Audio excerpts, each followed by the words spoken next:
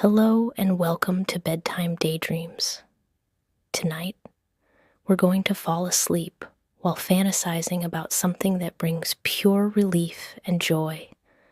Winning the lottery, not the crazy, life-changing millions that would make you famous, but enough to finally breathe easy, enough to stop worrying, enough to just live. Before we begin, if you enjoy this kind of story and want to hear more fantasies about love, happiness, financial peace, and the life you dream about, please subscribe to the channel. It really helps me create more of these for you. And I'd love to hear from you in the comments. Let me know where you're listening from, what time it is where you are right now, and most importantly, if you won the lottery tomorrow, what's the very first thing you would do? Would you pay off debt, take a trip, help your family, buy something you've been wanting forever? I really want to know. Leave a comment and let's dream together. All right, let's begin. Get comfortable. Let your body settle into your bed. Take a slow, deep breath in through your nose and out through your mouth. Good. One more time. In and out. Perfect. Now let's imagine. It's a Wednesday morning, just an ordinary Wednesday. Nothing special about the day when you went to bed last night. Nothing marking it as different from any other day. But this morning, everything changes. You wake up slowly, naturally, no alarm. The sunlight is streaming through your window, soft, golden, warm. It's that perfect morning light that makes everything look gentler. The room feels peaceful. You stretch and your body feels actually rested. Not that heavy, dragging exhaustion you're used to, just rested. You glance at the clock, 8:47. You could sleep longer if you wanted. There's nowhere you absolutely have to be right this second. No crisis pulling you out of bed. No immediate anxiety demanding your attention. You reach for your phone on the nightstand. The screen lights up with the usual notifications, emails, messages, app alerts. You scroll through them lazily, half awake, not really paying attention. And then you see it, an email that makes you pause. The subject line, "Congratulations, lottery winner notification." Your first thought is spam, obviously. You get emails like this sometimes, right? Scams, fake notifications. But something makes you click it anyway. Maybe curiosity. Maybe that tiny voice that whispers, "What if?" The email opens. You see the official lottery logo at the top, the professional formatting, the formal language. This isn't spam. This is real. Your heart starts beating faster as you read. "Dear valued player, congratulations on your lottery win. Your ticket number has been selected as a winner in the recent drawing. Please verify your identity and claim your prize by contacting us at the number below within 30 days. You stare at the screen. Your ticket number. They list it right there in the email. And suddenly you remember. You bought a ticket 3 weeks ago. On a whim. Standing in line at the convenience store. Tired after work. And you just bought one. Tucked it in your wallet and forgot about it. Where's your wallet? You throw off the covers and get out of bed. Your heart pounding now. Your legs feel shaky. Not from fear, from something else. Hope, disbelief, excitement. You don't even know. You grab your wallet from where you left it on the dresser and fumble through it with clumsy fingers. And there it is, the folded lottery ticket, crumpled and worn from living in your wallet for weeks. You smooth it out with trembling hands and check the numbers against the email. They match. You check again, they still match. You check a third time, a fourth time, a fifth time. Every single number matches. Every single one. It's real. This is actually, genuinely, impossibly real. You sit down on the edge of your bed because your legs suddenly won't hold you. The ticket is still in your hands, and you're staring at it like it might disappear. Like this might all be a dream, but it's not. The morning light is still streaming through your window. You can hear birds outside. A car passes on the street. Everything is completely normal and completely different at the same time. The email said it's not millions. They were clear about that.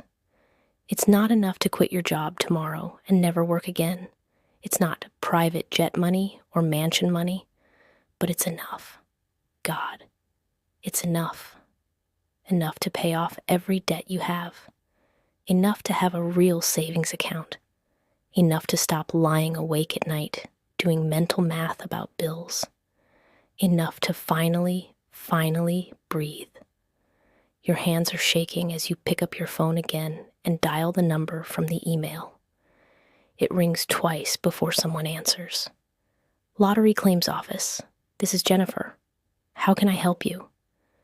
Your voice comes out smaller than you expected.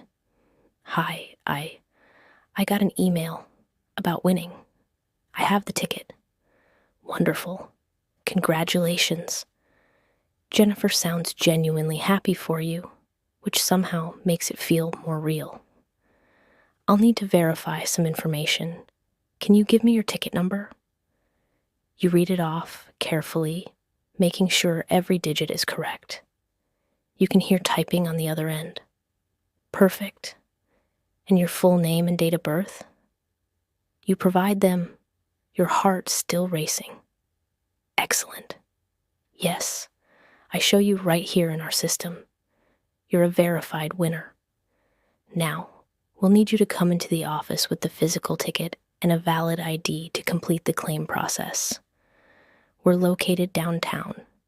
I can give you the address. When would you like to come in? Today? You hear yourself say. Can I come today? Jennifer laughs warmly. Of course. We're open until 5 p.m. And again, congratulations. I know this must be overwhelming, but it's wonderful news. Overwhelming. That's exactly the word. As you hang up and write down the address, you realize your cheeks hurt because you're smiling. Actually smiling. When was the last time you woke up and just smiled like this? You look around your bedroom. Same furniture, same walls, same life, but also completely different. You won't lose this apartment. You won't have to move because you can't afford rent. You won't have to choose between paying bills and eating well. You won't have to decline invitations because you can't afford to go out. You won't have to lie awake calculating, planning, worrying. You stand up and walk to the window, still holding the ticket like it's made of glass. Outside, the world looks brighter. The sky is that perfect shade of blue. The trees are green and full. Someone is walking their dog down the sidewalk, and you can see them laughing at something the dog did. A kid rides past on a bicycle.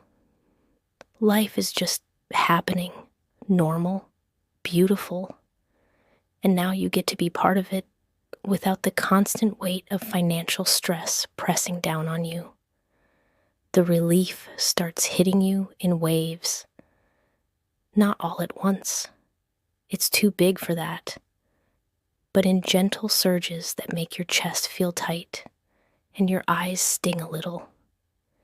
You think about that medical bill that's been sitting on your kitchen counter for 2 months, the one you've been paying off in tiny increments, watching the balance barely decrease.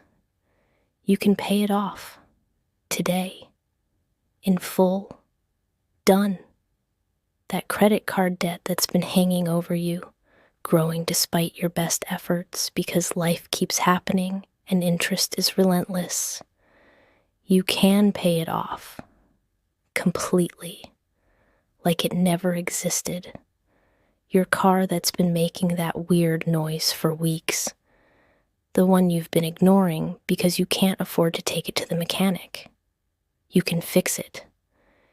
You can get it fixed properly by a good mechanic, the right way. These seem like small things maybe, but they're not small. They're everything. They're the difference between surviving and living, between constant anxiety and actual peace, between making it through and being okay. You shower, still in a daze. The hot water feels different today, better. You take your time. You don't rush. You use the good soap, the stuff you usually save for special occasions, because today is special. Today is extraordinary. Today your life changed. You get dressed carefully. You want to look presentable for the lottery office. Not fancy. You don't have fancy clothes, but nice, put together, like someone who has themselves sorted, even though inside you feel like you're vibrating with excitement and disbelief and joy. In the kitchen, you make coffee, real coffee, the good kind. You open the bag and the smell hits you. Rich, dark, perfect. You make a full pot, not the half pot you usually make to save money. You add cream. You sit at your small kitchen table with your coffee and your winning ticket, and you just breathe. The apartment is quiet, peaceful. The morning light comes through the kitchen window and makes everything glow. You can hear your neighbor's TV through the wall faintly. Someone upstairs is walking around. Normal sounds, normal morning. Except everything is different now. You think about calling your mom or your best friend, someone. You want to share this, but something makes you wait. You want to sit with it first. Make it real in your own mind before it becomes a story you tell other people. So you just sit there, drinking your coffee, holding your winning ticket, watching the sunlight move across your kitchen table. What will you do with the money? The question fills your mind, not in an anxious way, in a wondering way, a dreaming way. First, the practical things. Pay off debts, build a real emergency fund, get your car fixed, go to the dentist. You've been putting that off for a year because you couldn't afford it. Get new glasses. Your prescription changed months ago and you've been squinting through your old ones because new glasses cost money. But then what? After the practical things are handled and you have a cushion and you're stable, what then? Maybe you'd travel. Nothing crazy. Just a weekend trip somewhere. The beach, maybe. Or the mountains. Stay in a hotel that's actually nice. Eat at restaurants without calculating the tip 3 times. Buy a sweatshirt or a magnet without guilt. Just be somewhere else for a few days without spending the whole time worrying about money. Maybe you'd take a class. Learn something new. That thing you've always been curious about, but never had the time or money for. Painting or guitar or photography or cooking or whatever calls to you. Just learn something for the joy of learning it, not because it has to lead anywhere practical. Maybe you'd finally buy some new clothes. Not a whole wardrobe, you don't need that. But a few things that actually fit well and make you feel good. Replace the stuff that's worn out or doesn't quite work anymore. Maybe you'd help people. Your sister who's been struggling, your friend who needs car repairs too, the fundraiser at work, small things, quiet things, the kind of help that actually matters. The possibilities aren't endless. You're not suddenly rich. But they're there. They're real. They're possible. And that's everything. You finish your coffee and rinse the cup. You check the time, 10:30. The lottery office opens at 11. You could go now, get this official, make it real in the most final way. But you find yourself sitting back down at the kitchen table, just for a few more minutes. Because right now, in this moment, everything is perfect. You're in this bubble where you know you won, but you haven't claimed it yet. Where the future is bright and open and full of possibility. Where relief and hope and excitement are all mixed together in this feeling you don't quite have words for. So you sit, and you let yourself feel it, all of it, the relief, the disbelief, the joy, the hope, the simple, profound knowledge that things are going to be okay now. Not perfect. You're not naive. Life will still have challenges, but the constant grinding stress about money, that's done. That's over. You can rest from that now. Eventually, you stand up, you get your keys, your wallet, your ID. The winning ticket goes into an envelope that you hold carefully. You lock your apartment door and head down the stairs to your car.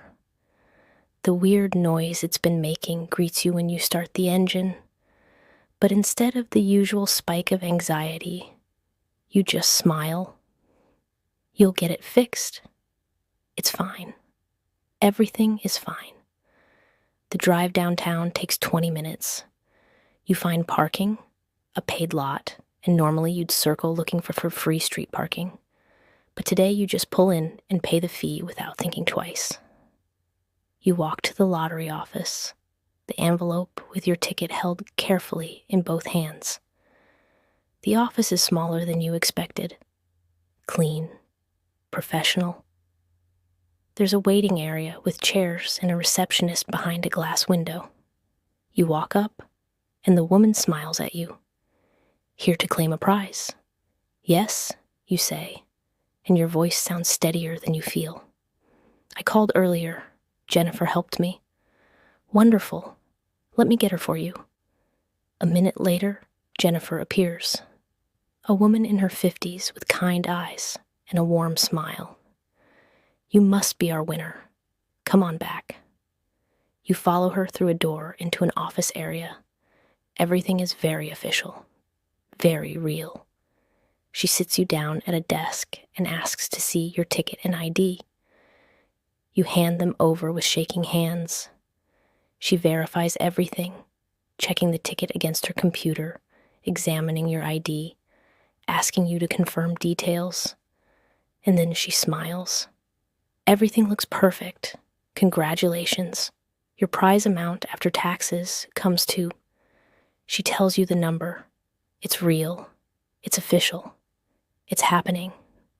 She walks you through the next steps, how the money will be transferred, how long it takes, what forms you need to sign. You sign everything carefully, reading each line even though you're so excited you can barely focus. And then it's done. Within 3 business days, the money will be in your account. Your account. Your money. Your win. Congratulations again, Jennifer says, shaking your hand. I hope this brings you a lot of happiness. It already has, you say, and you realize you're crying a little. Happy tears, relief tears, tears from years of stress finally releasing. You walk back to your car feeling like you're floating, like gravity works differently for you now. The sun is high in the sky. It's early afternoon. You have the whole rest of the day ahead of you. And suddenly you realize you don't have to do anything. You don't have to rush back to work or to some obligation. You can just be. So you drive. Not home, not yet. You drive to that coffee shop you love but never go to because it's expensive. You park. You walk in.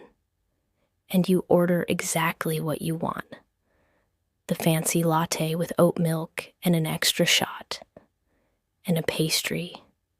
The good one. The one you always look at but never buy. You sit by the window with your coffee and your pastry, and you just exist. You watch people walk by outside. You taste every sip of your coffee. You eat your pastry slowly, savoring it. And for the first time in longer than you can remember, you're not calculating, not worrying, not planning, just being, just enjoying this moment, just breathing. And it feels like everything. You spend the rest of that first afternoon in a kind of daze, a happy daze, a disbelieving daze. You drive home from the coffee shop, and the whole world looks different, brighter, more colorful, like someone adjusted the settings on reality, and everything is just better. When you get back to your apartment, you sit on your couch and you call your mom. Your hands are shaking again as you dial. She answers on the third ring. "Hey, honey, what's up?" "Mom," you say, and your voice cracks a little. "Mom, I won the lottery." There's a pause. "What?" "I won the lottery. Not millions, but enough. Enough to pay off everything. Enough to be okay." You hear her gasp. And then she's crying. And you're crying. And you're both laughing and crying at the same time. And she's asking questions, and you're trying to explain. And it's messy and beautiful and perfect. "I'm so happy for you," she keeps saying. "I'm so, so happy for you. You deserve this. You deserve good things." After you hang up, after promising to call her tomorrow with more details, after listening to her tell you how proud she is, how happy, how relieved, you sit there on your couch feeling like your heart might burst. You call your best friend next, and then your sister. Each conversation is the same. Disbelief, joy, tears, laughter. Everyone is happy for you. Everyone is relieved. Everyone has been watching you struggle, and now you don't have to anymore. That night, you can't sleep. But it's not the bad kind of can't sleep, the anxious, lying awake, worrying kind you're used to. It's the excited kind, the too many good thoughts kind. You lie in bed in the dark, and you just think about the future, about what's possible now, about what your life might look like. You think about that credit card debt being gone, about checking your bank account and not feeling that spike of fear, about buying groceries without doing mental math, about saying yes to invitations, about being able to help when someone needs it, about breathing easy. The next morning, you wake up, and for a split second you wonder if it was all a dream. But then you see your phone on the nightstand and you check your email, and it's all still there. The confirmation, the official documents they sent you, the timeline for when the money will arrive. It's real. It's still real. 3 days, Jennifer had said.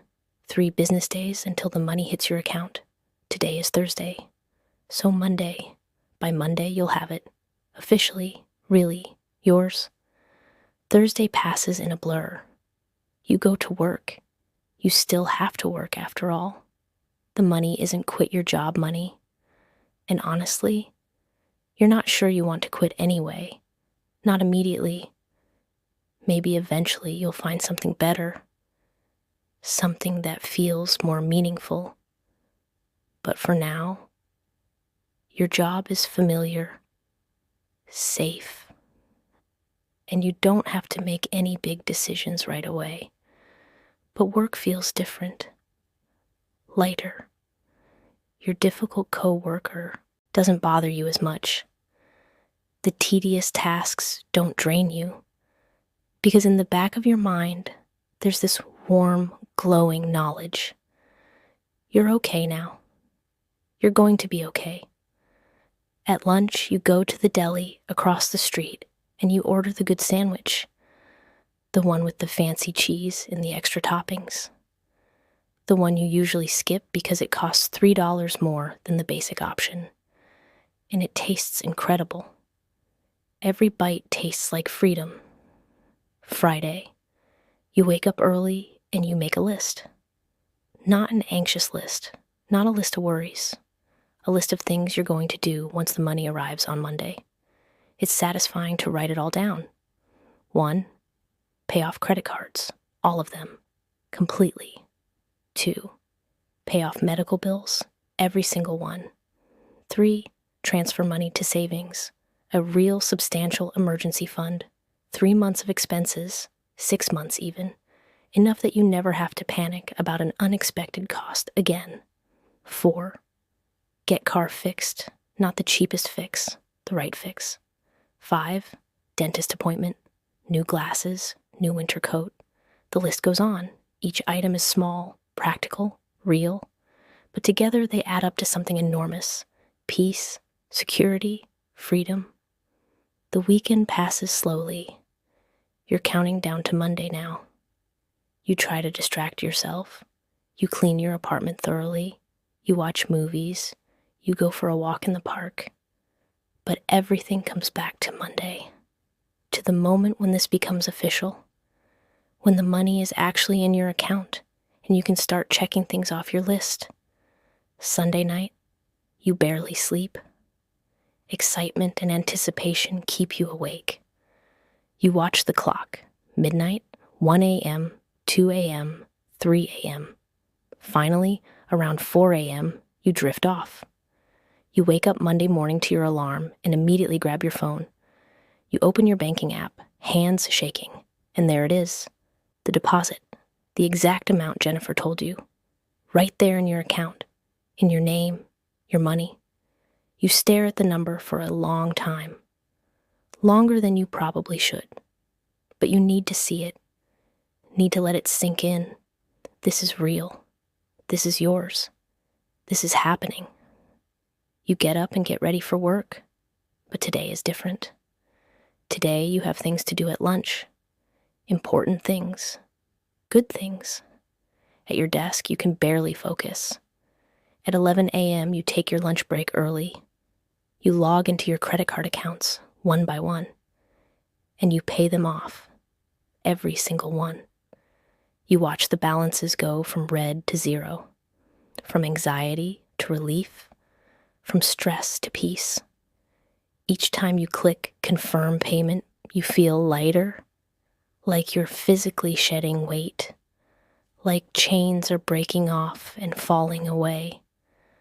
By the time you've paid off the last card, you're sitting at your desk with tears running down your face and the biggest smile you've ever had. Your coworker passes by. You okay? Yeah, you say, wiping your eyes. I'm great. I'm really, really great. Next are the medical bills. Those take longer, different websites, different account numbers, but one by one, you pay them off. That old ER visit, the dental work, the prescription costs, all of it. Gone. Finished. Done. By the time you're finished, your lunch break is over and you're sitting at your desk feeling like you could float away. You check your bank account again. The money is still there, less now, but still substantial, still more than enough. You transfer a large chunk to savings, your emergency fund, your safety net, your peace of mind. The rest of the workday passes in a happy haze. When 5 p.m. hits, you practically run to your car. You have errands to run, good errands, errands you've been putting off for too long. First stop, the optometrist. You walk in without an appointment and ask if they can fit you in. They can. An hour later, you're ordering new glasses, the nice frames, the ones you actually like. You even get prescription sunglasses, something you've never had before but always wanted. The total cost doesn't make you flinch, doesn't make you recalculate. You just pay it and say thank you and walk out smiling. Next stop, the dentist. You make an appointment for a full cleaning and checkup. The receptionist tries to schedule you out 3 months, but there's a cancellation next week. You take it. Yes, you say. Next Wednesday at 2 p.m. is perfect. Last stop, the mechanic. You drive your car straight there, that weird noise still rattling away. You explain the problem to the mechanic. He takes it for a test drive, comes back, and gives you the diagnosis. It's going to be about $800 to fix it properly, he says, and you can see him waiting for your reaction, waiting for you to balk or negotiate or ask for the cheaper option. Instead, you just nod. That's fine. When can you do it? His eyebrows go up. Tomorrow morning? You could drop it off tonight and we'll have it ready by end of day tomorrow. Perfect. You drive home in your rattling car one last time, and tomorrow it'll be fixed. Actually fixed. Properly fixed. The right way. You're grinning the whole drive home. That evening, you order takeout. The good Thai place you love but rarely order from because it's expensive. You get exactly what you want. The curry with extra vegetables, the spring rolls, the mango sticky rice for dessert. You eat it slowly on your couch, savoring every bite, and you watch something fun on TV. Something light and happy, a comedy, something that makes you laugh. And for the first time in years, maybe ever, you go to bed without that knot of anxiety in your stomach, without running through calculations in your head, without worrying about tomorrow or next week or next month. You just sleep, deep, peaceful, restful sleep. The next morning, you drop your car off at the mechanic. Your coworker gives you a ride to work. She's going right past anyway. Thanks for this, you tell her. No problem, she says. Everything okay with your car? Yeah, you say. Getting it fixed today, actually. Finally, she glances at you. You seem different lately. Happy? What's going on? You smile. Good things, just really good things. Work is easier now. You're still doing the same tasks, dealing with the same challenges, but everything feels manageable. When your boss is demanding, you don't take it personally. When a project is tedious, you just do it without that underlying resentment. Because you know, you really know, that you're okay. That you have options now. That this job doesn't own you anymore. At lunch, you go shopping. Real shopping. You go to Target and you buy the things you've been needing for months. New towels. Yours are threadbare and gray from so many washes. New sheets, soft, good quality ones. A new pillow. Kitchen supplies you've been making do without. You walk through the aisles, putting things in your cart without calculating the running total in your head. And when you check out and see the total, you don't flinch. You just pay it. Because you can. Because you're okay now. That afternoon, the mechanic calls. Your car is ready. Your coworker gives you another ride. She's becoming curious about what's going on with you. You can tell. But she doesn't push. When you get to the mechanic, you pay the bill and get your keys back. You start the car. It purrs, no rattling, no weird noise. Just smooth, reliable, safe. You sit there in the driver's seat for a moment, just listening to how quiet it is, and you feel tears prick your eyes again. It's such a small thing, just a car that works properly, but it feels enormous. The rest of the week continues in this vein.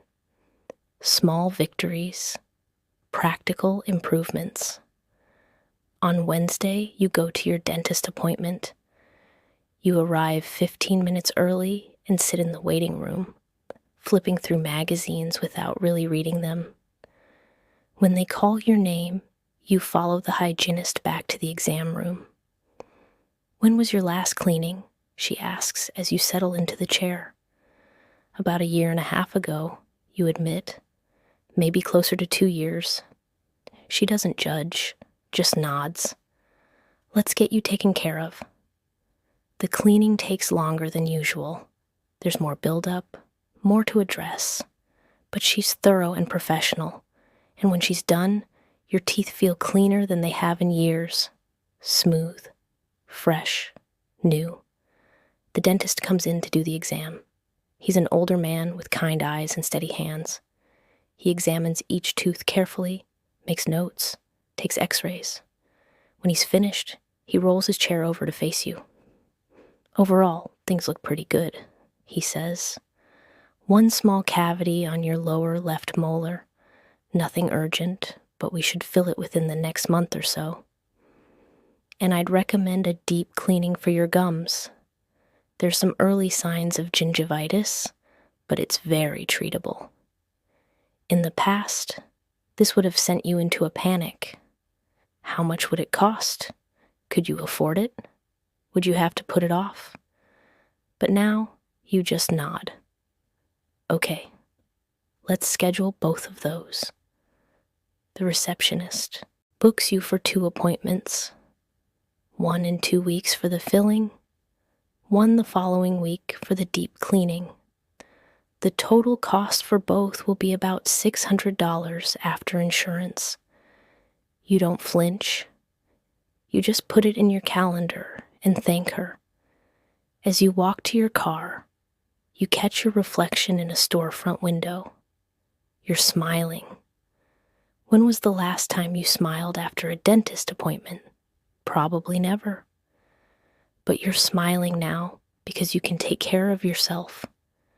You can fix problems instead of ignoring them and hoping they don't get worse. Thursday, your new glasses are ready.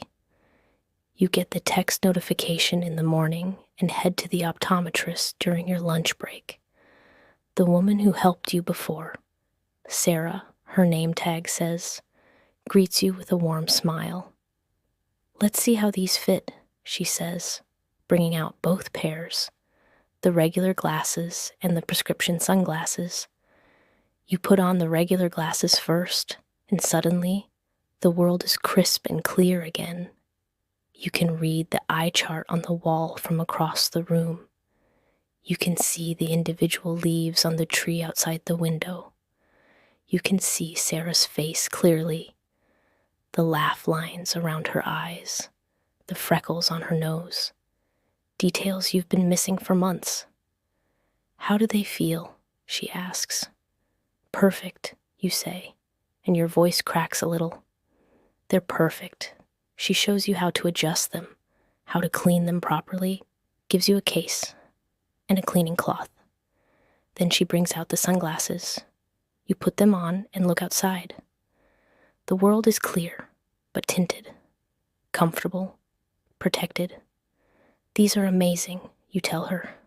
"I've never had prescription sunglasses before." "They make a big difference," she says, "especially if you drive a lot."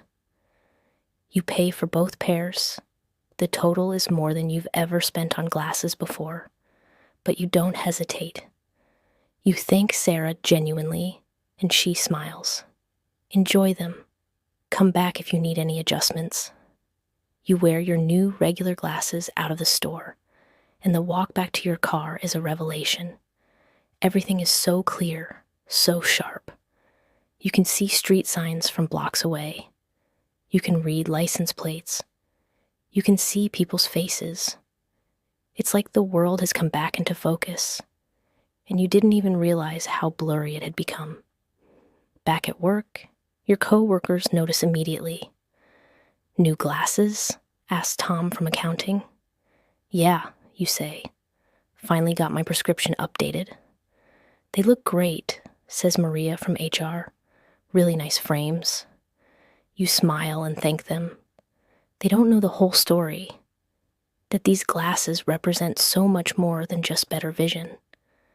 They represent being able to take care of yourself, to not put off necessary things, to invest in your own well-being.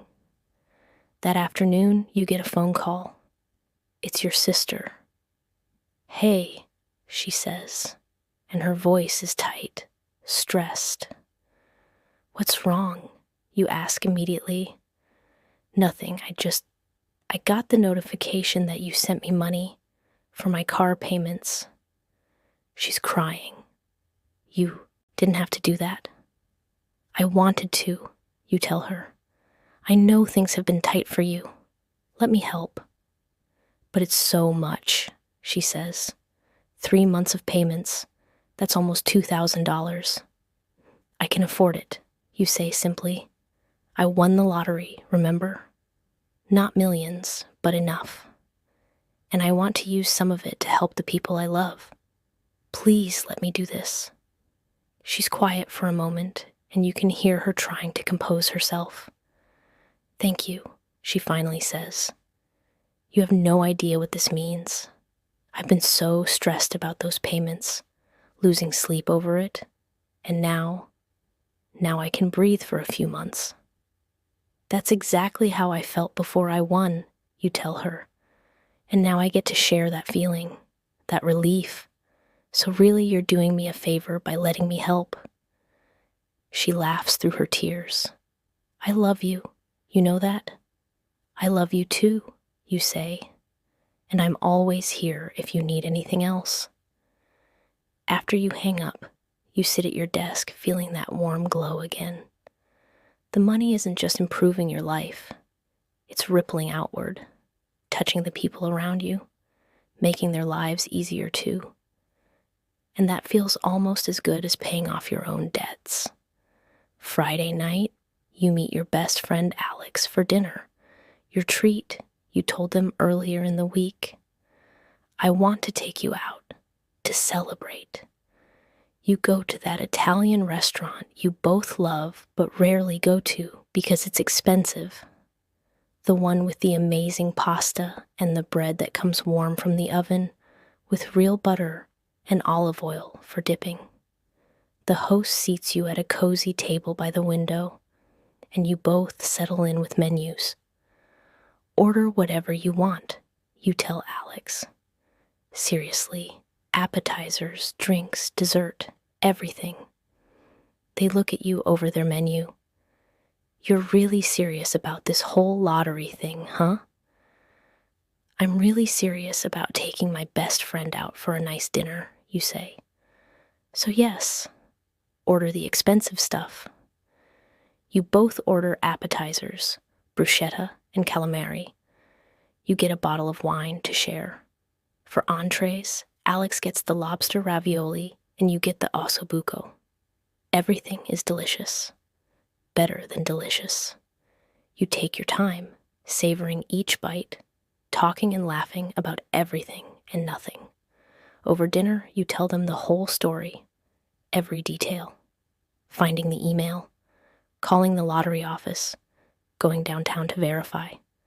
The moment the money hit your account, paying off the credit cards one by one.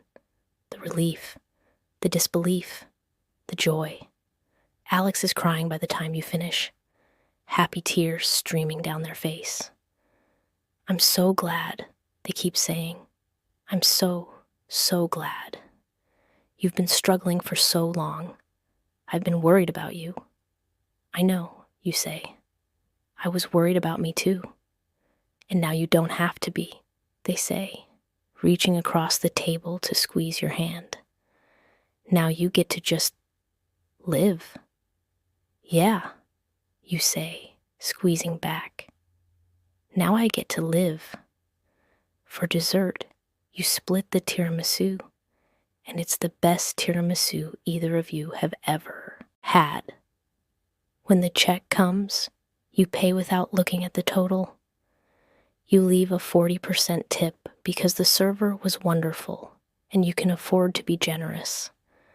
As you walk out of the restaurant, Alex links their arm through yours.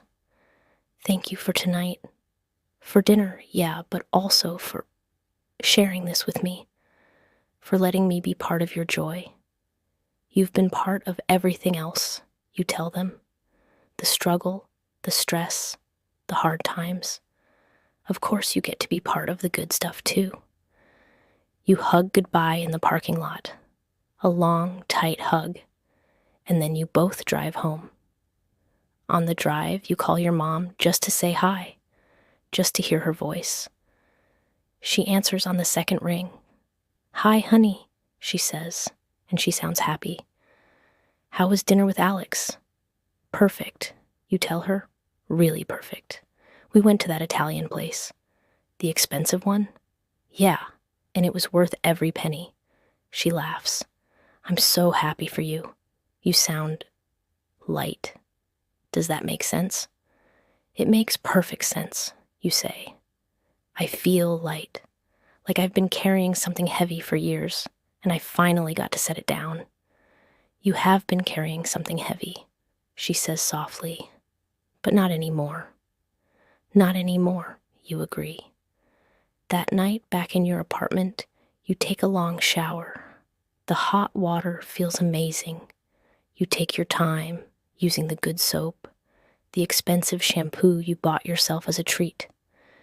You stand under the water and just exist. Just feel the warmth. Just breathe. After your shower, you put on comfortable pajamas, new ones you bought last week, and sit on your couch with a cup of tea. You look around your apartment. Same walls, same furniture. But it feels different. Lighter, warmer, more like home. You check your bank account one more time before bed, even though you don't need to. The savings account with its solid, substantial balance. The checking account with plenty of cushion. The credit cards all showing zero. The bills all marked as paid, every single one. You screenshot your savings balance. Not to show anyone, just for yourself. Just to have proof that this is real, that this is your life now. Then you set your phone aside and just sit there in the quiet, feeling grateful, feeling lucky, feeling okay. Tomorrow is Saturday. You don't have work. You can sleep in if you want. You can make a nice breakfast. You can do whatever you feel like doing. The weekend stretches ahead of you, full of possibility and free from anxiety. You're okay. You're actually, genuinely okay.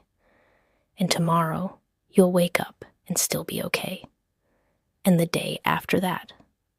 And the day after that. This isn't temporary. This isn't a brief respite before everything gets hard again. This is your new reality. This is your life now. And it's good. It's really, really good. The weekend arrives, and for the first time in years, you're actually excited about it instead of just relieved that the work week is over. Saturday morning, you sleep in until 9, a luxury you rarely allowed yourself before because anxiety would wake you early. But now you sleep peacefully, and when you wake up naturally, you feel rested. You make yourself a proper breakfast. Eggs, toast with real butter, fresh fruit, coffee from the good beans. You take your time eating at your kitchen table, watching the morning light move across the room. There's nowhere you have to be. Nothing urgent demanding your attention. Just morning. Just peace. After breakfast, you decide to go shopping. Not for necessities, for wants, for things that will make your life nicer, more comfortable, more yours. You drive to the mall, and instead of parking far away to avoid the parking fee, you park in the garage close to the entrance. It costs $5. You pay it without thinking twice. Inside, you wander. No agenda, No list, just browsing. You go into clothing stores and actually try things on. You buy yourself a new jacket, not because your old one is completely unwearable, but because this new one fits better and makes you feel confident. You buy comfortable walking shoes, a cozy sweater, jeans that actually fit right. In the home goods store, you buy candles, throw pillows, a soft blanket, picture frames, things that will make your apartment feel more like a home and less like just a place where you crash between work shifts. At the bookstore, you buy 3 books. 3? You haven't bought new books in years. You've been relying on the library or reading free ebooks. But now you walk through the aisles, running your fingers along the spines, picking out books that look interesting. Books you've been wanting to read.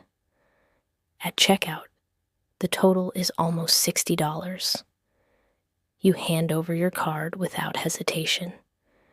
You stop for lunch at the food court, the good sushi place, not the cheap pizza, and sit eating California rolls while people watching.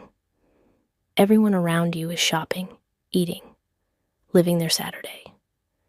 You're part of the flow of normal life now, not standing outside looking in, not calculating whether you can afford to be here, just being. On the way home, you stop at the grocery store and buy ingredients for a really nice dinner. Salmon, fresh vegetables, good wine, ingredients for a dessert you've been wanting to try making. Your cart is full of quality ingredients, and when the cashier rings everything up, you don't flinch at the total. At home, you spend the afternoon making your apartment nicer, hanging the pictures in the frames you bought, arranging the new pillows on your couch, lighting one of the new candles, putting away your new clothes. The space transforms slowly, becoming more intentional, more cozy, more yours. That evening, you cook the salmon with roasted vegetables and a lemon butter sauce. You set your small table nicely, cloth napkin, the good dishes, a wine glass. You pour yourself wine and toast to yourself, to this new life, to being okay. The salmon is perfect, flaky and flavorful. The vegetables are roasted until they're caramelized and sweet. Every bite is delicious, and you eat slowly, savoring the meal you created for yourself. After dinner, you try your hand at the dessert, a chocolate lava cake. It takes concentration and following the recipe carefully, but when you pull it out of the oven and plate it, letting the warm chocolate flow out when you cut into it, you feel absurdly proud. You made this. You created something delicious, and you get to enjoy it. Sunday is just as peaceful. You wake up without an alarm again. Make coffee. Read one of your new books curled up on your couch under your new blanket. The morning passes in comfortable silence. In the afternoon, you call your sister back. She sounds better than she did on Thursday. Less stressed. I just wanted to thank you again, she says. Knowing I don't have to worry about those car payments for 3 months. I can't tell you what that does for my anxiety. I know exactly what it does, you tell her. That's how I felt the day the lottery money hit my account. You talk for over an hour, catching up on everything. She tells you about her kids, about work, about the small joys and frustrations of daily life. You tell her about your week, about the dentist and the glasses and the dinner with Alex.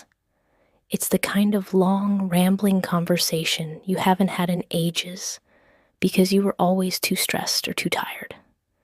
But now you have space for it, time for it, peace for it. Sunday evening, you do something you haven't done in years. You take a bath. an actual bath, not just a quick shower. You light candles, you pour in bubble bath that smells like lavender. You bring your book and a glass of wine, and you sink into the hot water, and you just relax. Completely, fully, without any background anxiety humming in your mind. That night, you go to bed early, feeling clean and relaxed and content. Tomorrow is Monday. Back to work. But even that thought doesn't stress you out anymore. Work is just work. It's not life or death. It's not what determines whether you eat or have a place to live. It's just a job. And you can handle it. You're okay. You're more than okay. And this time, you really believe it. The weeks after that first week settle into a rhythm, a new rhythm, a better rhythm. You wake up each morning without that immediate spike of anxiety. No more lying there calculating what you can afford to do today, what bills are due, what you can skip or postpone. You just wake up, make coffee, start your day. Work continues, but it's different now. You're less stressed, more patient, better at your job, actually, because you're not constantly distracted by money worries. Your boss notices. "You've been doing really well lately," she says one afternoon. "Really solid work." "Thanks," you say, and you mean it. You're not trying harder. You're just less burdened, more present. It turns out it's easier to do good work when you're not constantly worried about making rent. But the best part isn't work. The best part is everything else. The small daily improvements that add up to a completely different life. Like grocery shopping. You go on a Saturday morning, like you always do, but now you walk through the store differently. You don't avoid certain aisles because everything there is too expensive. You don't calculate running totals in your head. You don't put things back at the checkout. You just shop. You buy the good bread, the organic vegetables, the fancy cheese you've always wanted to try, the nice coffee, the real maple syrup instead of the corn syrup stuff. At checkout, when the total comes up, you just pay it. No anxiety, no second thoughts, just done.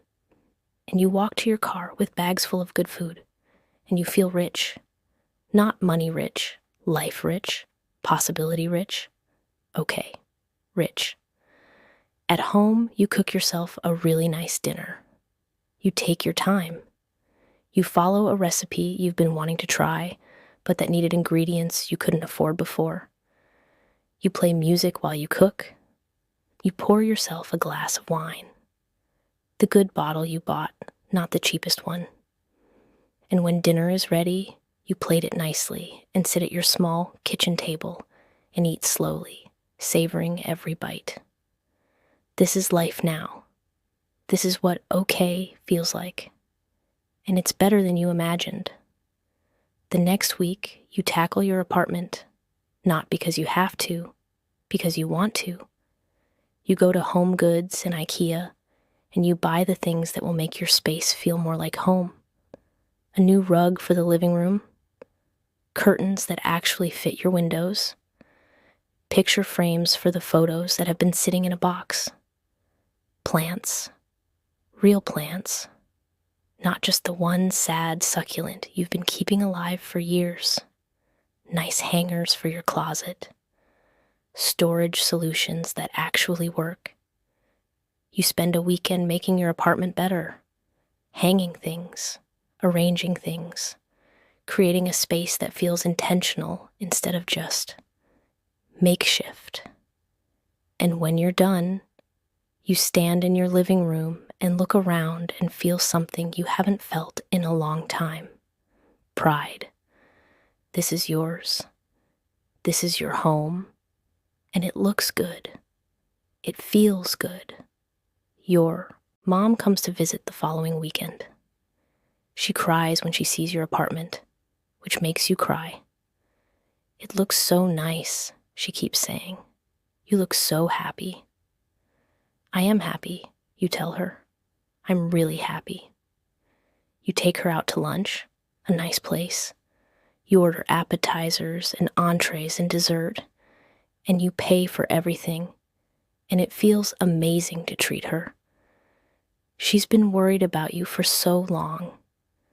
Years of watching you struggle, helping when she could, even though she didn't have much either. Now you get to take care of her for once. Now you get to say, my treat, and mean it. Over lunch, she asks what you're going to do next. Are you going to stay at your job? Move to a better apartment? Go back to school? I don't know yet, you admit. I'm still figuring it out, but I have time now. I don't have to make any big decisions right away. I can just see how things unfold. And that's the truth. You don't have to rush. You don't have to have everything figured out immediately. You have a cushion now. Breathing room, time to think and plan and decide what you actually want, not just what you can afford. But some things you do know. You know you want to help people. Not in a big, flashy way, just in small, meaningful ways. Your sister has been struggling with her car payment. You call her one evening and tell her you're going to help with 3 months of payments. Just to give you some breathing room, you say. She argues at first. I can't let you do that. You're not letting me, you tell her. I'm doing it because I can, because I want to. Please, she agrees, crying. Thank you. God, thank you so much. Your friend, the one who's been dealing with medical bills from a recent emergency, you send them money too, not as a loan, as a gift.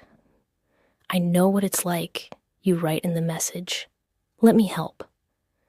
At work, there's a fundraiser for a coworker's kid who's sick. The goal is $5,000. You donate $1,000, anonymously. You don't need credit. You don't need thanks. You just want to help.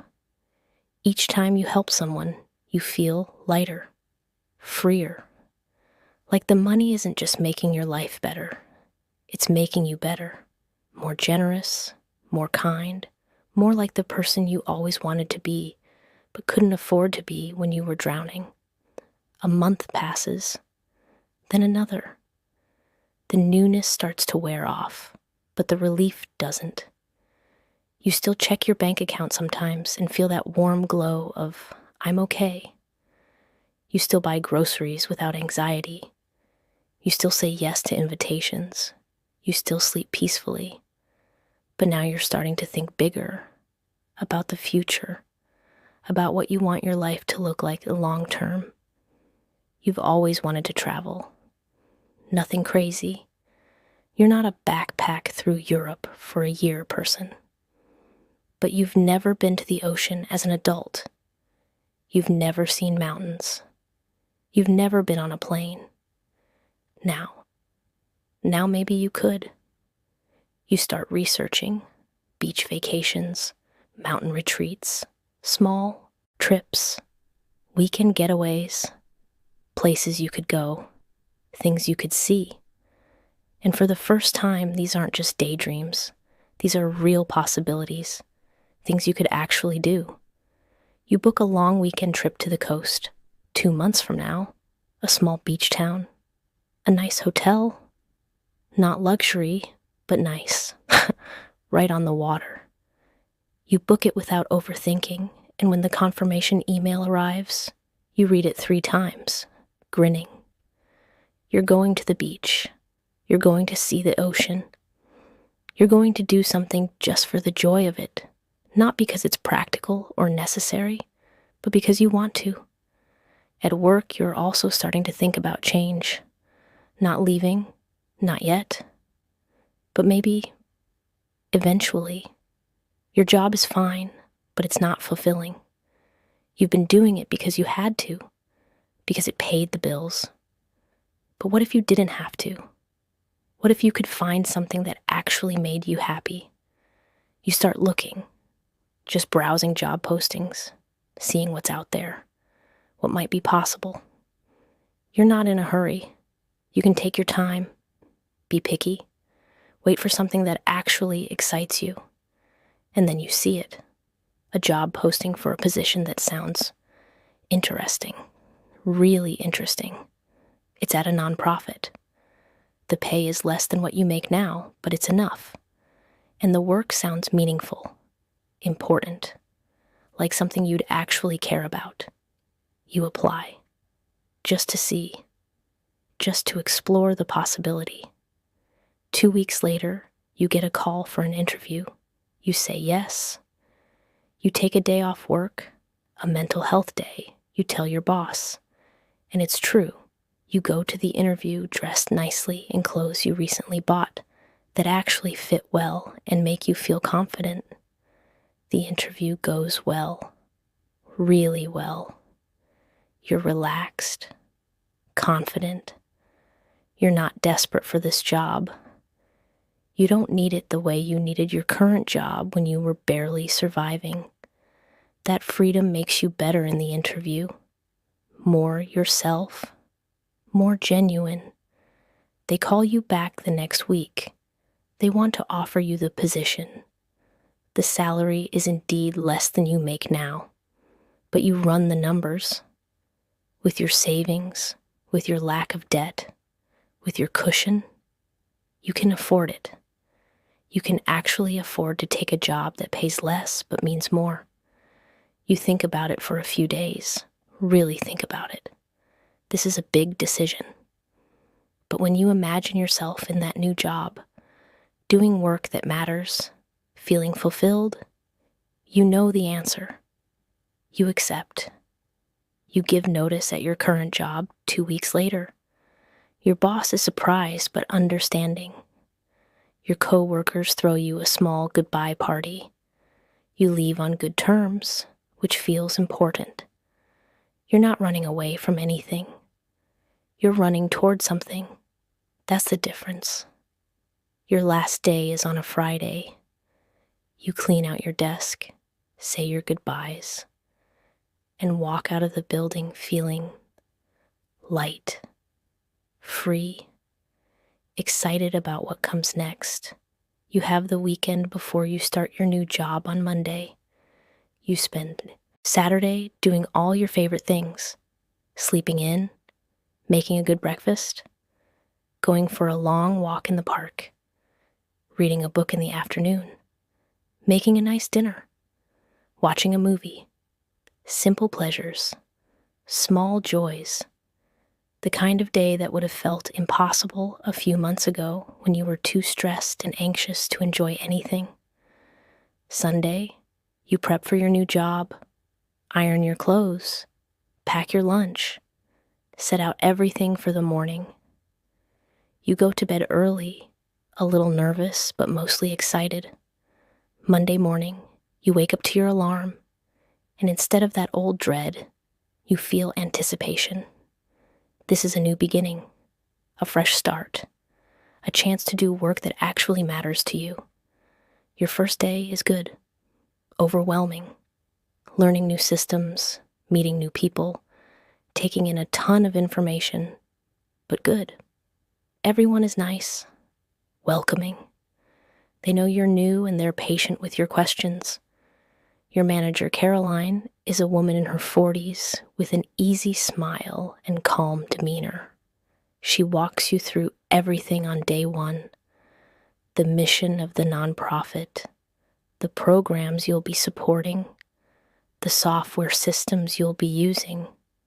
Don't worry about remembering everything today, she says. There's a lot to learn. We'll take it one day at a time. Your desk is in an open office area with about 8 other people. To your left is Marcus, who handles donor relations. To your right is Jenna, who works on program coordination. They both introduce themselves warmly and tell you if you have any questions, just ask. We're all pretty collaborative here, Jenna says. Nobody's going to judge you for not knowing something yet. The first week is a blur of learning. New names, new processes, new responsibilities. But by Friday, you're starting to get the hang of it. You can navigate the database. You know where the supply closet is. You've had coffee with most of your immediate team members, and they're all kind, dedicated people who genuinely care about the work. On Friday afternoon, Caroline stops by your desk. How was your first week? Good, you tell her honestly. Really good. A lot to learn, but good. You're doing great, she says. Really. You're picking things up quickly. I'm glad you're here. After she walks away, you sit there for a moment, feeling something you haven't felt at work in years, ever. Pride, satisfaction, the sense that you're doing something that matters. Over the following weeks, you settle into your new job. The work is interesting. You're helping coordinate programs that actually help people, families struggling with housing insecurity, kids who need after-school support, seniors who need meal assistance. Every day, you see the direct impact of what the organization does. It makes the work meaningful in a way your old job never was. And your co-workers become friends. Real friends. Not just people you tolerate because you have to work together, but people you actually like. You start eating lunch with Marcus and Jenna regularly. Sometimes others join. Devin from development, Lisa from operations, Tom from programs. One day at lunch, the conversation turns to weekend plans. I'm finally taking that beach trip I've been planning, you tell them, leaving Friday after work. Oh, nice. Where are you going? Jenna asks. You tell them about the small coastal town, the hotel right on the water. I've never actually been to the beach as an adult, you admit. I've always wanted to, but life gets in the way, Marcus finishes. I get it. Well, you're going to love it. There's nothing like the ocean. The week before your trip, you're buzzing with anticipation. You've never taken a vacation like this before, just for yourself, just for joy. You buy a new swimsuit, a beach bag, sunscreen, a good book to read on the beach. Everything feels exciting. Friday at work seems to last forever, but finally, 5 p.m. arrives. You say goodbye to everyone, wish them a good weekend, and practically run to your car. The drive to the coast takes 3 hours, and you listen to music the whole way, windows down, singing along, feeling free. You arrive at the hotel just as the sun is setting. It's a small place, family-owned, right on the water just like you hoped. The owner checks you in personally, a kind woman named Gloria, who asks if this is your first time visiting. My first time at the beach as an adult, you tell her. She smiles warmly. Well, welcome. The ocean is magic. You're going to love it. Your room is on the second floor with a balcony overlooking the water. You drop your bags and immediately walk out onto the balcony, and there it is, the ocean. Vast and dark and endless, waves rolling in with a rhythmic crash. The sound is incredible. The salt smell, the cool breeze. You stand there breathing it in, feeling tears prick your eyes. You made it. You're here. You're at the ocean. That night, you walk down to the beach in the darkness. The sand is cool under your bare feet. You walk to where the waves break and let the water rush over your toes. It's cold and alive and perfect. You stand there for a long time, just listening to the waves, watching the moon reflect on the water, Saturday morning, you wake up early to watch the sunrise over the ocean. You make coffee in the little coffee maker in your room and take it out to the balcony. The sky gradually lightens, pink, then orange, then gold. And then the sun breaks over the horizon, turning the water into liquid light. It's the most beautiful thing you've ever seen. You spend the day at the beach. You swim in the ocean for the first time. The salt water is buoyant and cool and exhilarating. You dry off in the sun, feeling the warmth soak into your skin. You read your book under an umbrella. You eat lunch at a beachside cafe. Fresh fish and a salad and the best French fries you've ever had. In the afternoon, you walk the length of the beach, collecting shells. Not because you need them for anything, just because they're pretty. Because you can. Because this is what people do on vacation. Normal things, joyful things, things that have nothing to do with survival or necessity. That evening, you find a restaurant with outdoor seating overlooking the water. You order wine and seafood and watch the sunset while you eat. The food is delicious. The view is stunning. And you're alone, but you don't feel lonely. You feel complete, content, exactly where you're supposed to be. Sunday is more of the same. Beach time, swimming, reading, napping in the sun. A long walk along the shore in the late afternoon when the light is golden and soft. Dinner at a different restaurant. This one has live music, a guy with a guitar playing beach classics. Sunday night, as you pack your bag to leave in the morning, you feel a little sad that it's ending, but also grateful, fulfilled. This weekend gave you something you didn't even know you needed. Proof that you can have joy just for joy's sake. That you can take time to do things that feed your soul. That pleasure and rest and beauty are things you're allowed to have. Monday morning, you check out and thank Gloria. It was perfect, you tell her. Really perfect. Come back anytime, she says warmly. The ocean will be here waiting. The drive home feels different than the drive there. You're heading back to regular life, but regular life is good now. You have a job you like, an apartment you've made comfortable, savings in the bank, friends, freedom, peace. Back at work on Tuesday, everyone wants to hear about your trip. You show them pictures on your phone, sunrise over the ocean, your footprints in the sand, the collection of shells you brought home. They all ooh and ah appropriately. You look relaxed, Caroline observes. Rested. I am, you tell her. It was exactly what I needed.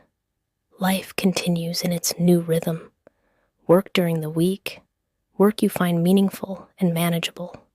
Evenings cooking dinner, reading, watching shows.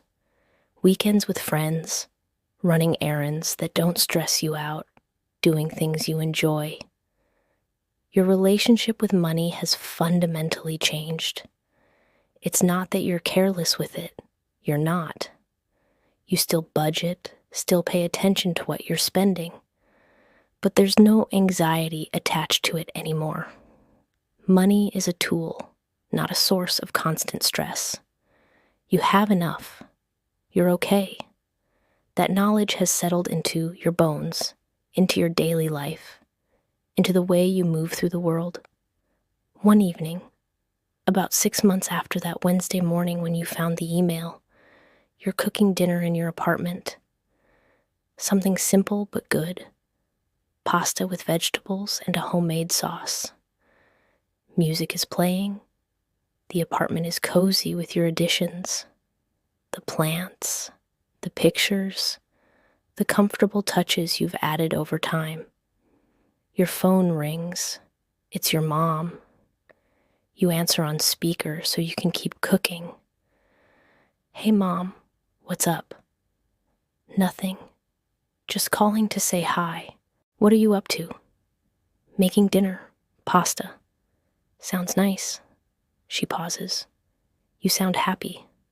I am happy, you tell her, and you realize as you say it how true it is. I really am. I can hear it in your voice, she says. You sound lighter, more like yourself. I feel like myself, you say, stirring the sauce. Maybe for the first time in my adult life, I actually feel like myself. After you hang up, you finish cooking and plate your pasta nicely.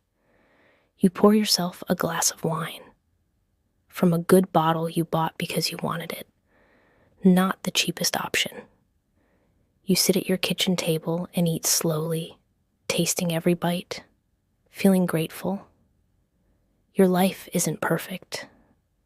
You still have frustrations and disappointments and challenges. You still have days that are hard or annoying or exhausting. But the baseline has shifted. The foundation is stable now. And that makes everything else manageable. You think about the lottery ticket sometimes.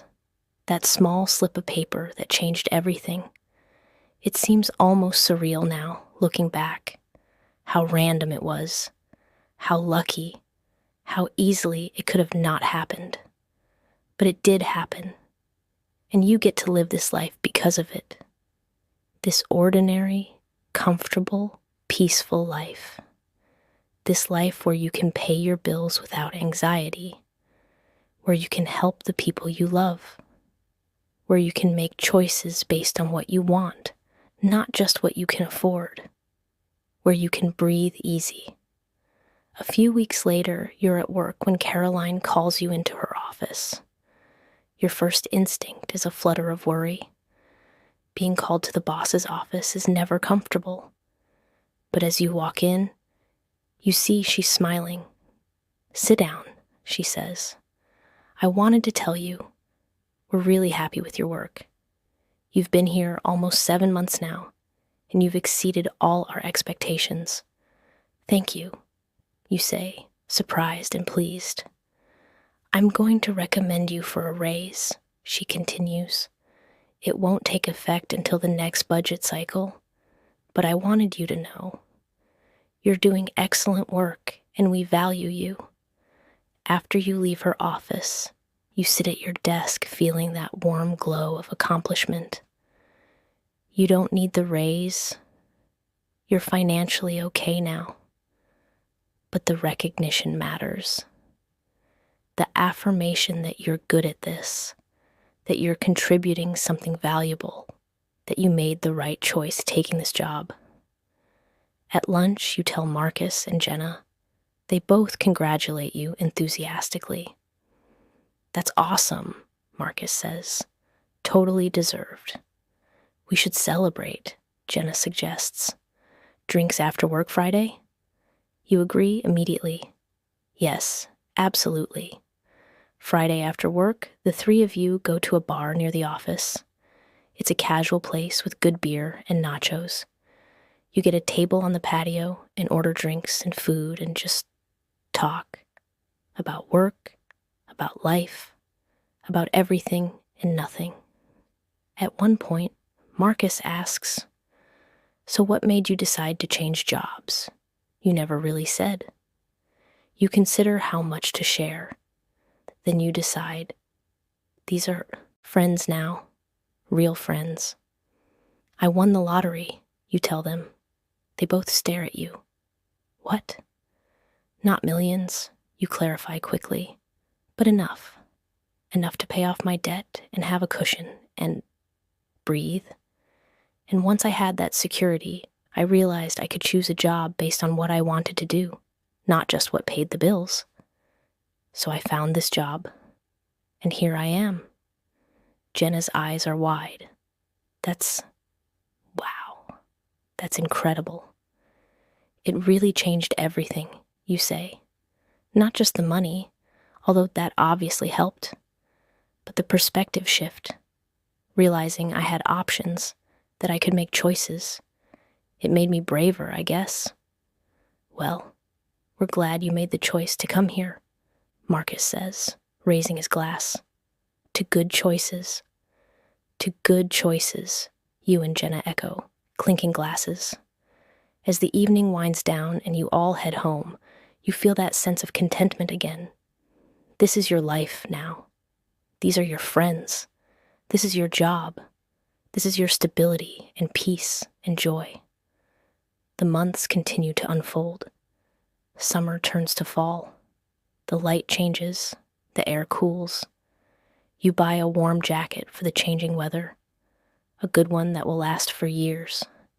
You start thinking about the holidays, about maybe hosting Thanksgiving this year. Your apartment is nice enough now. You have a table that seats 4. You could have your mom and your sister and her kids over, create new memories, new traditions. One Saturday in October, you're at a farmer's market buying vegetables when you run into your old boss from your previous job. She looks surprised to see you. "Hey," she says, "how are you? How's the new job?" "Really good," you tell her honestly. "It's been a great change." "I'm glad to hear it. You seem different, good different." "I feel different," you say. "Everything's just better." After you part ways, you continue shopping, filling your bag with fresh produce, artisan bread, local honey. And you think about her comment that you seem different. You are different. The core of who you are is the same. But the circumstances have changed so dramatically that you get to be a different version of yourself now. A lighter version, a freer version, a version that's not constantly weighed down by financial stress. That night, you cook a big pot of soup with the vegetables you bought. You freeze half of it in portions for easy future meals, a luxury you never had before, having a full freezer with prepared food. You eat a bowl for dinner with crusty bread and butter, and it tastes like comfort, like home, like everything good. As you eat, you think about the question people sometimes ask in those hypothetical games. If you could change one thing about your life, what would it be? For so long, your answer would have been money, financial security, the ability to not worry about bills. Now you have that, and it changed everything, but not in the ways people might think. You don't have fancy cars or designer clothes or a big house. Your life looks pretty ordinary from the outside, but on the inside, in the daily lived experience of it, everything is different. You sleep peacefully. You wake up without dread. You make choices based on wants, not just needs. You help people you love. You have friendships and hobbies and time for joy. You're building a life, not just surviving one, and that's everything. That's the dream, not wealth, not luxury, just this. Just being okay, just being free from constant worry, just being able to breathe. Later that night, you're getting ready for bed when you catch your reflection in the bathroom mirror. You stop and really look at yourself. Same face, same eyes, but something is different. You look softer, less tense. The worry lines between your eyebrows aren't as deep. Your shoulders aren't perpetually hunched. You look like someone who sleeps well, who laughs regularly, who isn't carrying the weight of the world. You look like someone who's okay. And you are. You really, truly are. Your life has a new shape now, new routines, new rhythms. You work at a job you like. You live in an apartment you've made comfortable. You have savings in the bank and no debt. You sleep well. You eat well. You say yes to things. You help people when you can. You're planning a beach trip in a few weeks, This is it. This is what okay looks like. Not perfect, not without challenges or bad days or frustrations, but fundamentally, deeply okay, secure, stable, free from that constant grinding worry that used to define your life. One evening, about 4 months after that Wednesday morning, when you found the winning email, you're sitting on your couch. You've just finished dinner, something simple but good that you cooked yourself. You have a book next to you that you're part way through. There's a plant on your coffee table that you bought last month and have managed to keep alive. Your apartment is tidy and comfortable and yours, and you just sit there, feeling grateful, feeling lucky, feeling aware of how much has changed. The lottery ticket changed your circumstances. It gave you money, which gave you security, which gave you freedom, but it also changed you. It made you more generous, more hopeful, more willing to take chances and make changes, more able to appreciate small joys, more aware of what really matters. You still work. You still have responsibilities. You still have bills, although now they don't keep you up at night. You still have challenges and frustrations and bad days. Life didn't become perfect, but it became okay. Really, genuinely okay. And that's everything. You pick up your book and settle in to read.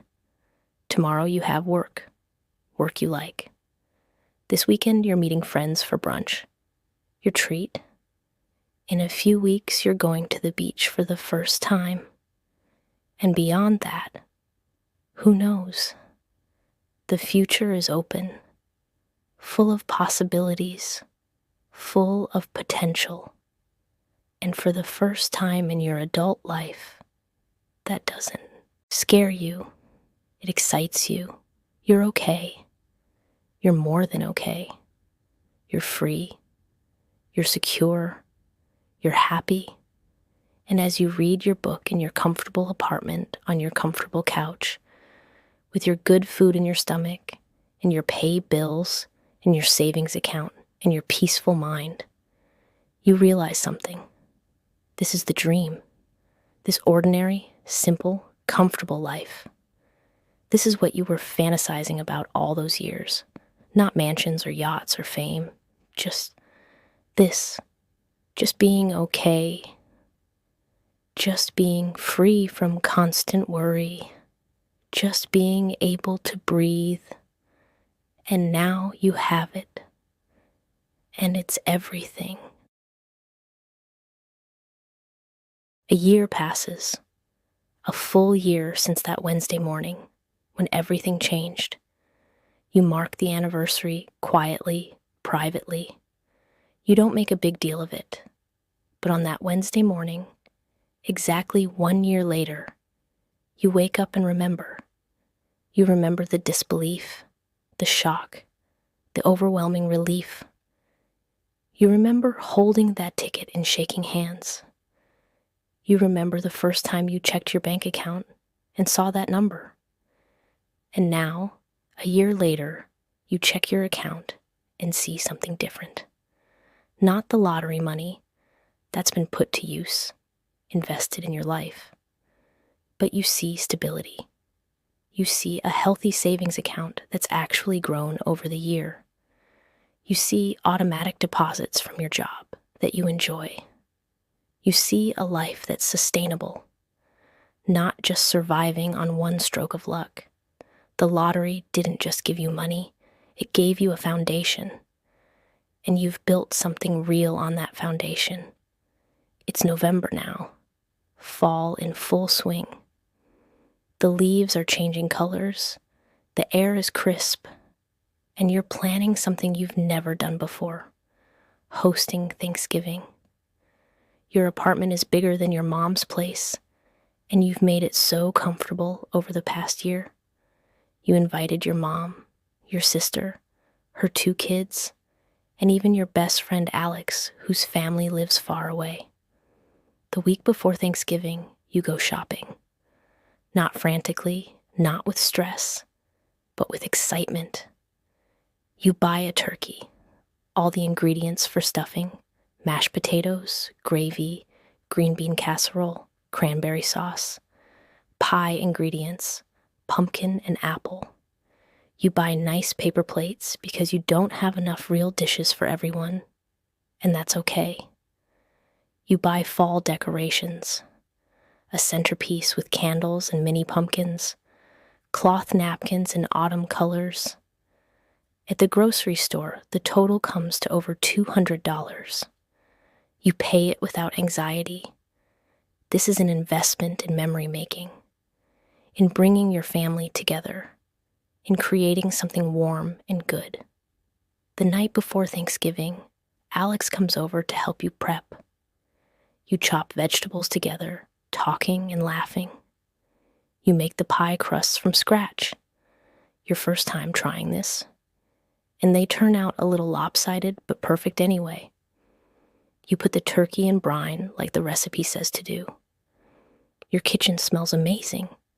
Butter and herbs and cinnamon. I can't believe you're doing this, Alex says, stealing a bit of apple filling. Hosting Thanksgiving.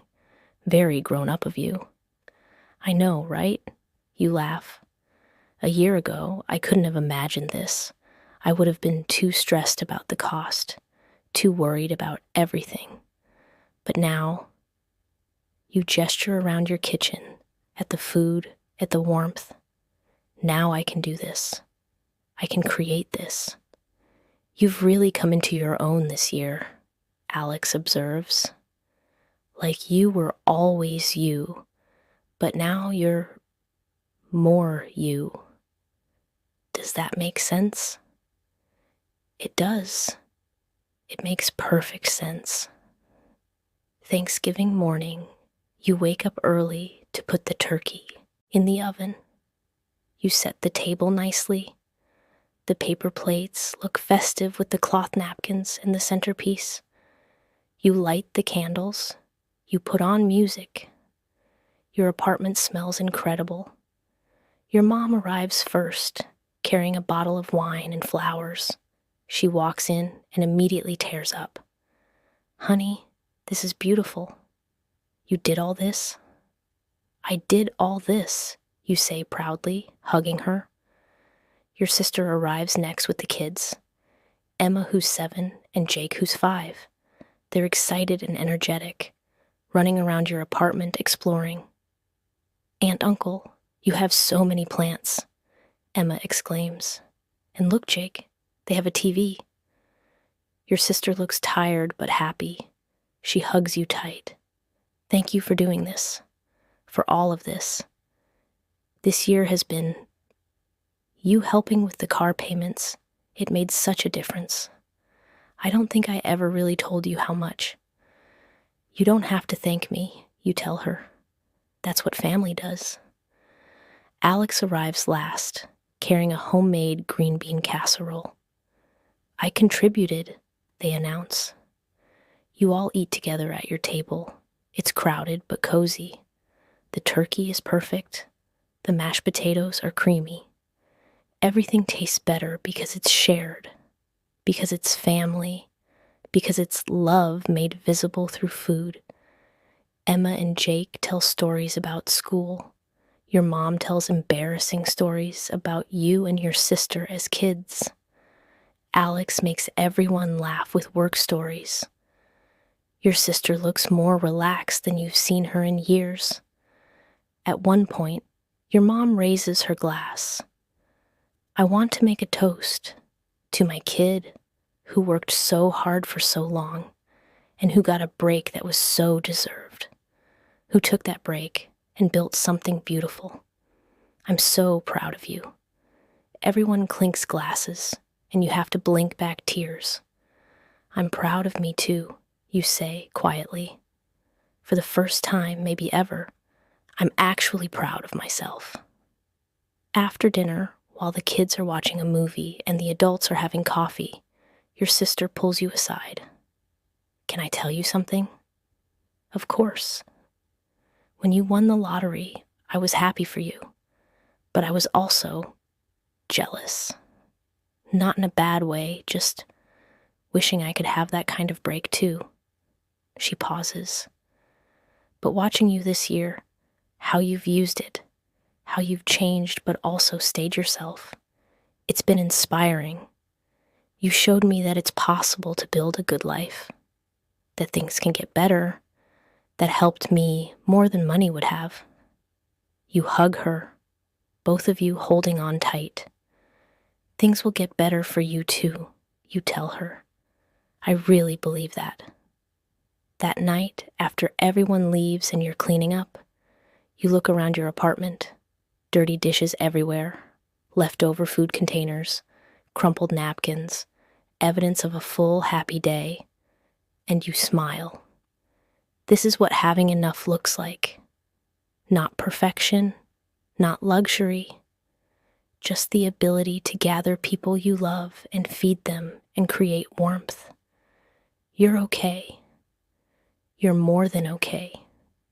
You're building a life worth living. December comes, and with it, the holidays. Work does a Secret Santa exchange, and you draw Marcus's name.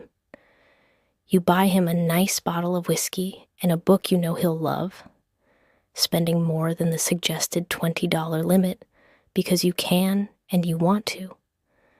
At the office holiday party, Caroline announces that you've been promoted.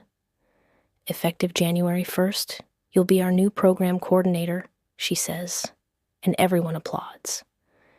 It comes with a raise, not huge, but meaningful. More importantly, it comes with recognition that you're good at this work, that you matter, that you contribute something valuable. After the party, Jenna, Marcus, and a few others go out for drinks. You're all a little tipsy, a little giddy from the party and the season. Speech, Marcus demands when you sit down with your drinks. The newly promoted program coordinator must give a speech. You laugh, but stand up anyway. Okay. I just want to say, a year and a half ago, I was in a really different place. Stressed, struggling, barely making it. And then some things changed, and I got really lucky. And I ended up here with you all, doing work I actually care about. So, thank you for being good people to work with, for making me excited to come to work, for being friends, not just co-workers. They all cheer and raise their glasses, and you sit back down feeling embarrassed, but also deeply happy. That night, walking to your car in the cold December air, you think about luck, how random it is, how unfair. You got lucky with the lottery ticket, but you also got lucky with this job, with these people, with the way things unfolded. Luck isn't just money, it's also connection, community, meaning. Christmas is quiet. You spend it with your mom, exchanging modest gifts. You got her a really nice winter coat she'd been eyeing, but would never buy for herself. She cries when she opens it. It's too much, she says. It's not too much, you tell her. You've given me so much over the years. Let me give back. You also send gifts to your sister's kids, toys they actually wanted, not just what was on sale. And you send your sister a gift card to a spa. Take an afternoon for yourself, you write in the card. You deserve it. The new year arrives. You make quiet resolutions, not about weight loss or productivity, but about continuing to build this life, about staying connected to what matters, about being generous, about not taking your stability for granted. In January, with your promotion official, you start mentoring a new hire. Her name is Sophie, and she's young and nervous and reminds you of yourself a few years ago. You remember what it's like to feel unsure, to worry about everything, to be stressed about money constantly. You can't give her lottery winnings, but you can give her patience, guidance, encouragement. You can show her that it's possible to build something good. You can be kind. One day, she confides in you during lunch. "I'm really worried about money," she admits. "The job pays okay, but I have student loans and credit card debt, and I just feel like I'm drowning." You know that feeling intimately. "It's really hard," you tell her honestly. "I've been there. I know how suffocating it feels." "Does it get better?" she asks. You think about how to answer.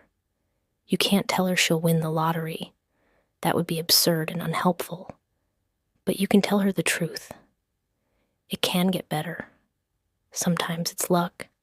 Sometimes it's time. Sometimes it's just making small, consistent choices. But it can get better. And in the meantime, you're not alone. If you ever need to talk, or if you need help figuring something out, I'm here. She smiles gratefully. "Thank you. That means a lot." Later, you think about that conversation, about how different you feel from that person you were 2 years ago. The circumstances changed dramatically, yes, but you also changed. You became softer, more generous, more confident. Money gave you the space to become a better version of yourself. February brings your 1-year anniversary at the job. Caroline takes you out for coffee to celebrate. "I'm really glad you're here," she tells you. "You've become such an important part of our team. I can't imagine the office without you now." "I love it here," you tell her honestly. "This job, this work, these people, it's exactly where I want to be." That same week, you do something you've been thinking about for months. You go to the animal shelter.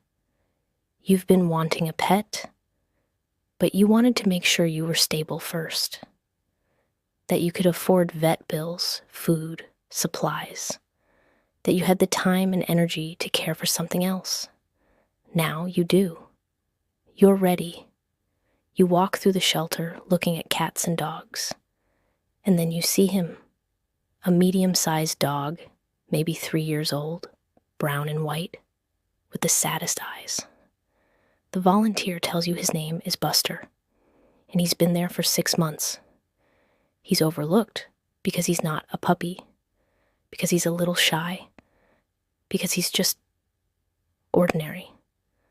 But you know about being ordinary, about being overlooked, about just needing a chance. "I'd like to meet him," you say. They bring Buster to the meet and greet room, and he's hesitant at first. But you sit on the floor and talk to him quietly, and eventually he comes over and sniffs your hand. Then he leans against you, just a little, just enough. "I'll take him," you tell the volunteer. The adoption process takes a few days. Paperwork, home check, fees. But the following Saturday, you bring Buster home. He's nervous in the car, nervous in your apartment, but you're patient. You show him his bed, his bowls, his toys. You sit on the floor and let him explore at his own pace. By the evening, he's curled up on the couch next to you, his head on your lap. And you're crying a little because you just added a life to your life. Because you have room now, physical room, financial room, emotional room, for another being. "We're going to be okay, buddy," you tell Buster, scratching behind his ears. "Both of us. We're going to be just fine." Spring arrives. You've now been living this new life for over a year. The lottery feels like it happened to a different person, in a different lifetime. The money in your savings account is yours now. Not lottery winnings, but money you've saved from your job, money you've earned and kept. The foundation the lottery gave you is solid. But what you've built on that foundation, the job, the friendships, the home, the pet, the peace of mind, that's all you. That's your doing. You start thinking about the future differently now. Not with anxiety, but with possibility. Maybe you'll go back to school someday. Maybe you'll travel more. Maybe you'll move to a bigger place. Buster would love a yard. Maybe you'll save up and buy a small house. Maybe you'll just keep doing exactly what you're doing. The point is, you have options. The point is, you get to choose. The point is, you're okay. And you're going to stay okay. And that knowledge has settled into your bones in a way that feels permanent. One evening in April, you're walking Buster in the park near your apartment. The sun is setting, painting everything golden. Buster is happy, pulling on his leash, wanting to smell everything.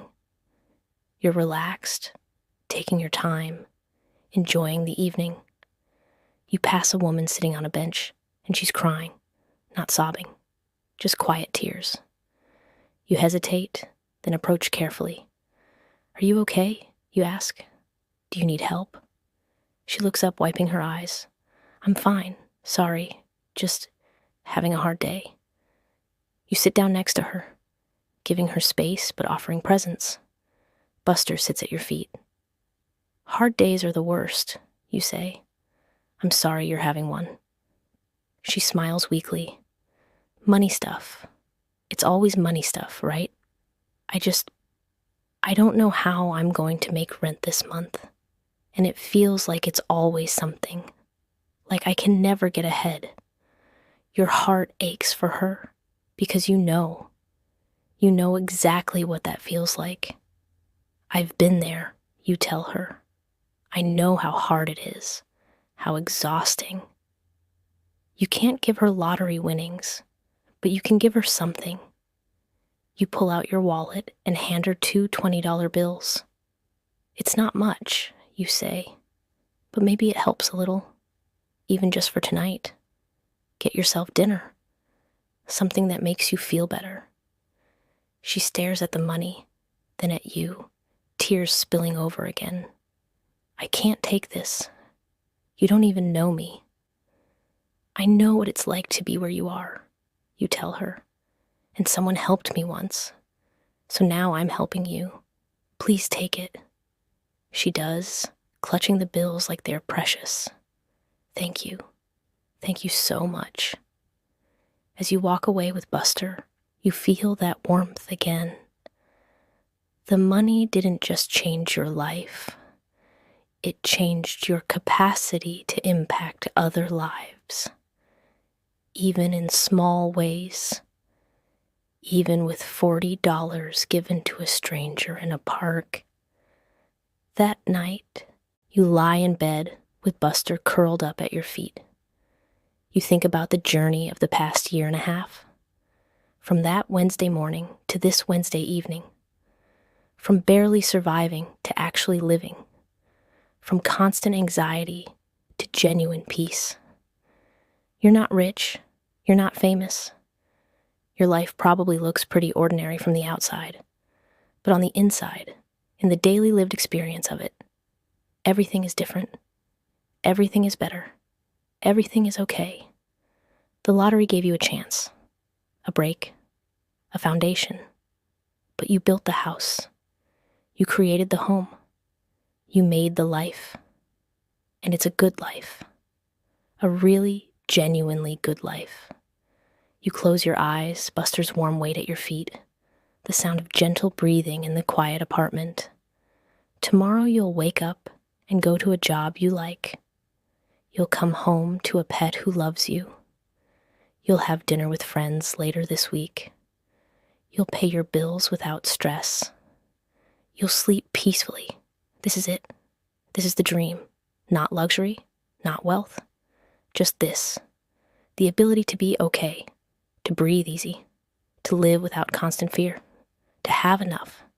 And you have it. You really do. You have enough. And that's everything. 2 years have passed now since that Wednesday morning. 2 full years of this new life.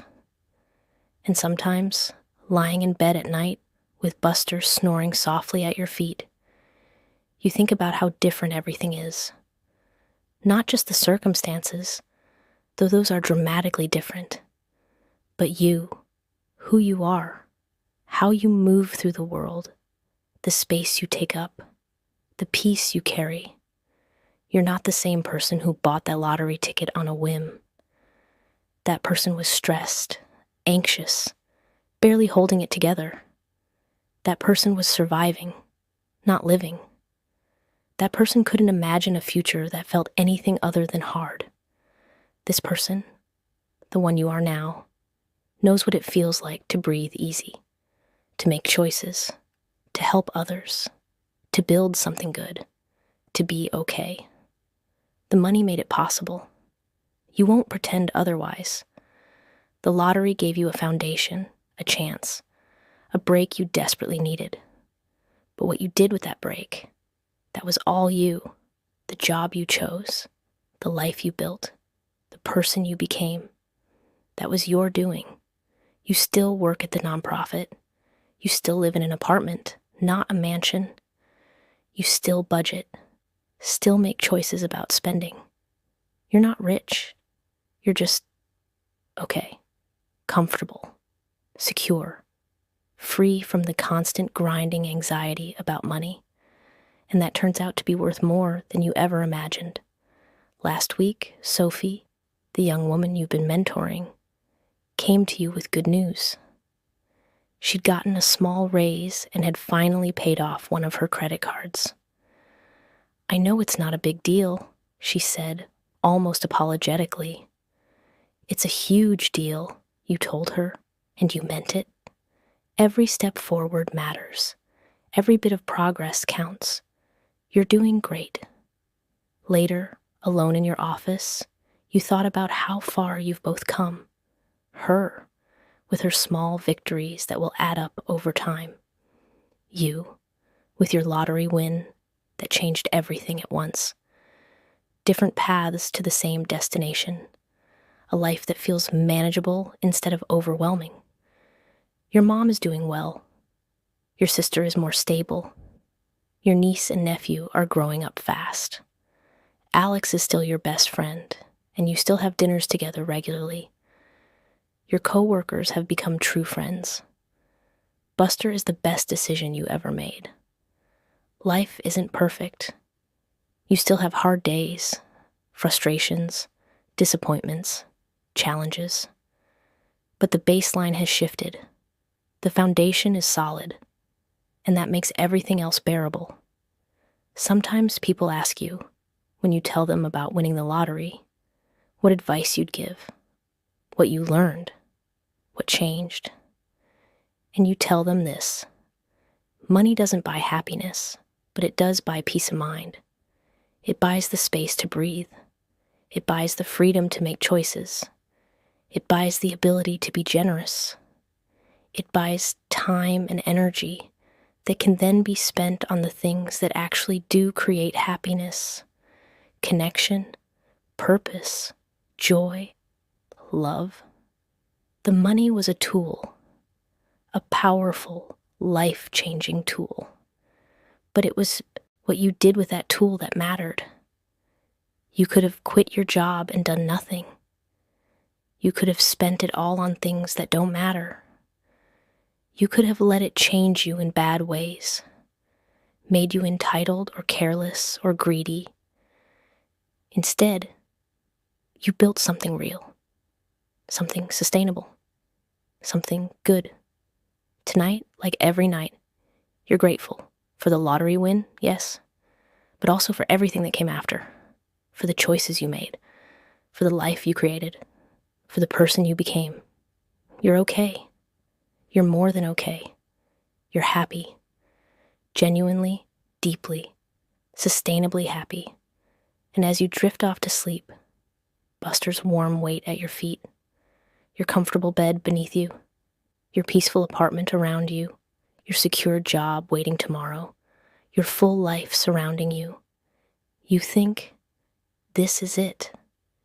This is what you were dreaming about all those years when you were struggling.